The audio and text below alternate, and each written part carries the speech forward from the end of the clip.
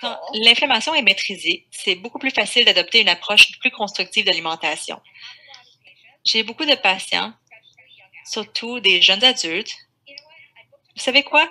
J'ai pris un rendez-vous, je me sens pas mal bien, donc je pense que je vais canceller le rendez-vous, je vais annuler le rendez-vous. Et je les rappelle, vous savez quoi? Si vous vous sentez bien, c'est peut-être le moment justement de regarder votre diète en ce moment. Si vous êtes à l'hôpital et que vous avez une poussée, une flambée, des symptômes, les médicaments ne fonctionnent pas et tout ça, c'est pas le moment où vous voulez avoir quelqu'un qui vous dit qu'est-ce que vous devriez manger. Ça va pas fonctionner. C'est pas le temps, l'échéancier, pas, votre stress est dans le tapis. Vous vous sentez pas bien. Vous êtes juste en mode de survie. Donc, quand l'inflammation est maîtrisée, vous n'êtes pas en poussée, c'est là que vous voulez prendre avantage de cette opportunité-là parce que si votre médicament arrête de fonctionner ou si quelqu'un déclenche l'inflammation, peu importe ce que c'est, et que votre maladie fait un peu des hauts et des bas, la dernière chose que vous voulez mettre l'emphase, mais malheureusement, c'est c'est une maladie digestive, donc ça affecte comment vous vous sentez. Est-ce que ça va réduire l'inflammation en 2 minutes? Non, mais peut-être vous pouvez réduire indirectement l'inflammation en s'assurant que vous mangez les bons aliments, puis que vous ayez la bonne quantité de fibres pour votre intestin. Et si vous savez quoi faire et quelle nourriture vous facilite les choses durant une poussée ou une flambée des symptômes, votre esprit général va être mieux. Vous allez avoir des stratégies, vous allez avoir des outils que vous pouvez tirer de vos poches. Quand j'ai fait ça ici dans les dernières semaines, je me sentais beaucoup mieux. J'avais pas autant de constipation ou de diarrhée, j'avais pas autant de gaz, j'avais plus d'énergie.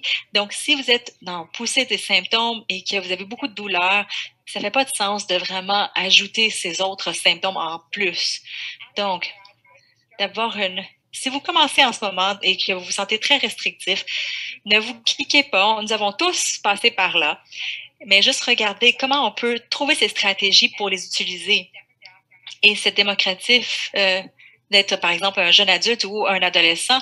C'est vraiment le moment de le faire. C'est le meilleur moment de justement de regarder ça. Parce que si moi, j'avais eu ces outils-là quand j'avais 16 ans, 17 ans ou 18 ans, ou même 12 ans, je pense que mon cheminement aurait été complètement différent de ce qu'il est en ce moment.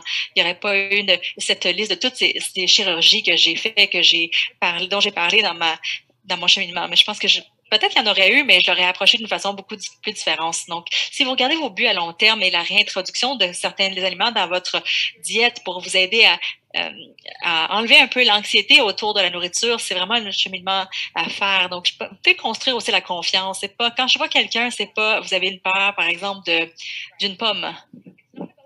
C'est pas de manger la pomme, c'est juste d'avoir confiance que vous pouvez manger une pomme et que vous n'allez pas atterrir à l'hôpital. Donc, c'est vraiment de gérer un peu cette confiance, votre anxiété autour de ça et ça vous donne l'habilité aussi de réintroduire certains aliments aussi. Donc, d'avoir une relation positive avec la nourriture, c'est vraiment le numéro 1. Et ça je vous recommander vraiment vous les jeunes et à travers la pandémie et qui font des universités en virtuel.